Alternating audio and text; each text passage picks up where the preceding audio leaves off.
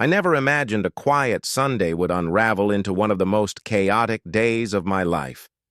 I had just wrapped up hours of work on my ATV, my pride, my passion project, the machine I had painstakingly restored over months. Every nut tightened, every engine part tuned to perfection, every inch polished until it gleamed. I parked it in the driveway, leaning against the hood of my truck with a satisfied grin. The world felt calm, safe, unshakable. But peace doesn't last long in my neighborhood, not with the people I live near. The moment it all shattered was when I saw her. Madison, Karen's daughter. Yes, that Karen from the HOA, the woman who thrived on control, the kind who believed rules were weapons and her family was the center of the universe. Madison was her carbon copy, a teenager who carried herself like royalty. Designer backpack swinging, chin tilted high, her walk screamed entitlement. To her, the street didn't belong to everyone. It belonged to her. At first, I thought she was simply passing by. But then my stomach dropped. Madison wasn't just walking, she was climbing onto my ATV. "What the hell are you doing?" I shouted, my voice shaking from shock and fury. I sprinted toward her, heart pounding, but she didn't even blink. She started the engine like it was hers. A smug grin spread across her face. "Relax," she said coolly, revving the engine. "It's just a quick ride. You don't mind, do you?" Mind? This wasn't a harmless prank. This was theft, brazen, deliberate. She knew exactly what she was doing. I tried to step in her way, but she brushed past me like I was invisible. Curtains twitched, neighbors peeked out. Some whispered, others froze, caught between curiosity and fear of Karen's wrath, the kind of spectacle that fuels gossip for months. Frantic, I pulled out my phone and dialed Karen directly. Surely her mother would rein her in. But when Karen answered, her icy tone cut me to the bone. "Madison can do whatever she pleases," she said flatly. "Don't call me about this again." My jaw clenched. That's when it hit me. There would be no help. Not from Karen, not from anyone too scared to challenge her. It was just me, my stolen ATV, and a spoiled teenager raised to believe she was above consequence. Fear twisted into resolve. I couldn't let this slide.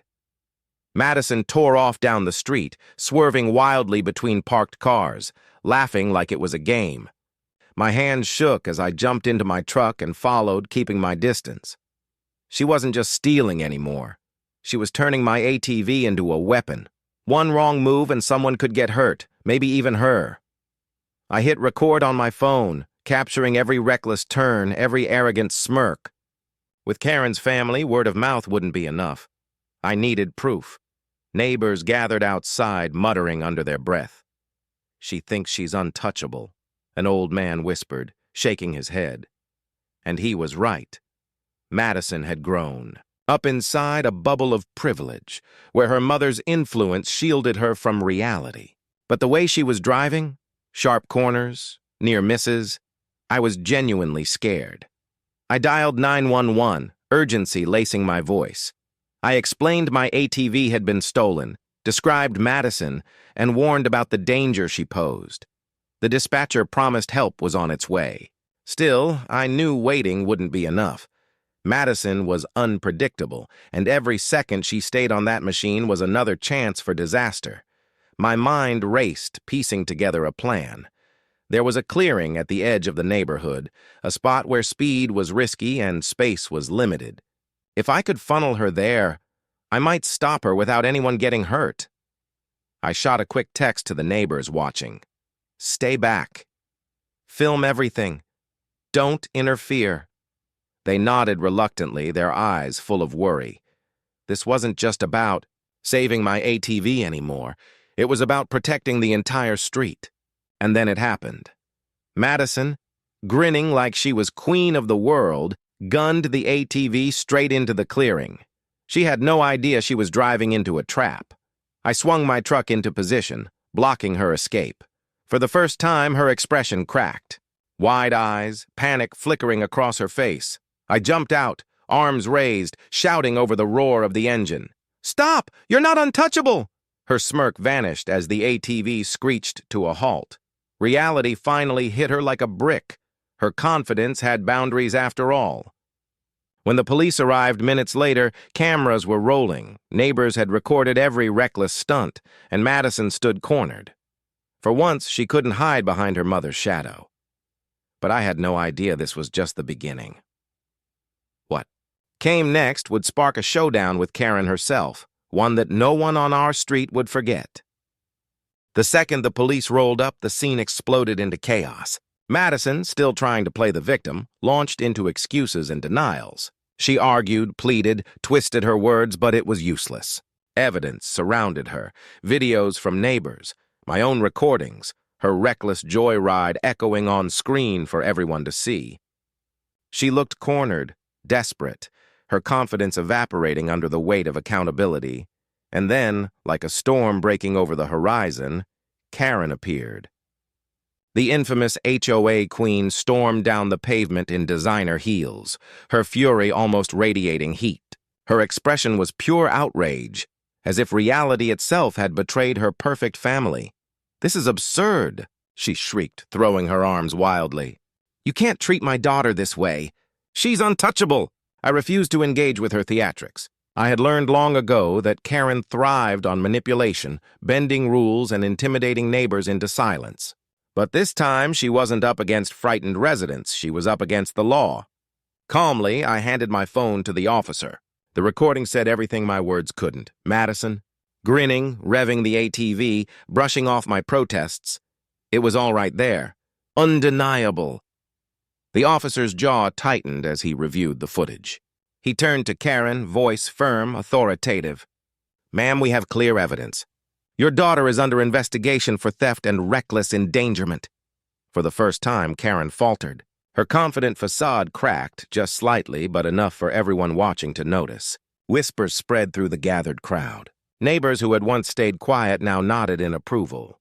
The balance of power was shifting. Karen's dominance wasn't absolute anymore. Madison, sitting slumped on the curb, finally seemed to grasp that her mother's reach didn't extend into police jurisdiction. This wasn't neighborhood politics. It was real law, real consequences. Karen, however, wasn't done. Her eyes burned into me with a cocktail of rage and humiliation. She tried bargaining, pleading, twisting logic to find a loophole. But I didn't budge. I had fought too long to protect what was mine. For once, she couldn't intimidate me, and she knew it. The officer guided Madison toward the patrol car, and the girl's panicked expression said it all. This wasn't a game anymore. Boundaries had finally been drawn. Her arrogance had met its match. Karen stood there, seething, silent but clearly plotting. I could practically see the gears turning as she tried to figure out how to claw back control. But I was done being afraid. My ATV was safe, and justice, for once, wasn't bending in her favor. That night, relief washed over me, but so did a realization. Karen wouldn't go quietly. She'd fight back, maybe not today, maybe not tomorrow, but soon. Still, I was ready. Over the next few days, the fallout became clear. Madison was formally charged, the police confirming she'd face consequences for theft and reckless endangerment. Her untouchable persona was shattered, replaced by a nervous, uncertain teenager. For once, privilege didn't grant her immunity. Actions finally had consequences. Karen, on the other hand, was relentless. She blew up my phone with calls and texts, showed up at my property with veiled threats and intimidation. "You don't know who you're messing with," she hissed more than once, her voice dripping with venom. But I didn't take the bait. I documented every message, every interaction, every attempt she made to twist the narrative. I consulted with legal authorities to ensure she couldn't spin this back on me. This wasn't revenge, it was protection. I was determined to make sure Karen couldn't rewrite the story to fit her control. Then came the day of court. My heart pounded as I sat in the back, watching the judge carefully review the evidence. Police reports, video footage, witness statements. Every piece was stacked against Madison like bricks in a wall. She tried to argue, her voice trembling, but the judge cut her off firmly. "Privilege does not exempt anyone from responsibility. The charges stand. It was the vindication I had been waiting for." Madison was sentenced to probation, community service, and fines. Karen sat in the courtroom, her face twisted with fury as the gavel came down. For once, the walls of influence she had built around her family crumbled in public view. When I returned home, I polished my ATV, each swipe of the rag symbolic. What began as a theft had turned into a lesson, not just for Karen and Madison, but for the entire neighborhood. Courage, persistence, and truth had prevailed over intimidation.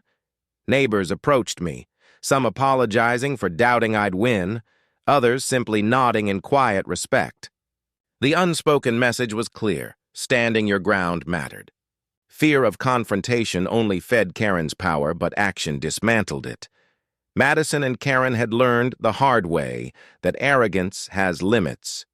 No one, no matter how privileged, no matter how untouchable they believe themselves to be, is above the law.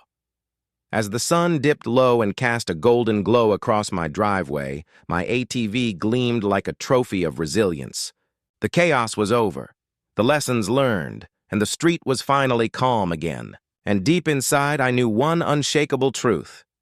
Not even a Karen and her untouchable daughter could take what was rightfully mine without consequences. Wow, what a ride, right? If you enjoyed seeing how I stood up to Karen and her so-called untouchable daughter, make sure to hit that like button, subscribe, and ring the bell so you never miss another crazy HOA or Karen story. And I want to hear from you. What would you do if someone tried to steal your ATV? Drop your thoughts in the comments. I read every single one. And trust me, the next story I have for you, even crazier. Stay tuned.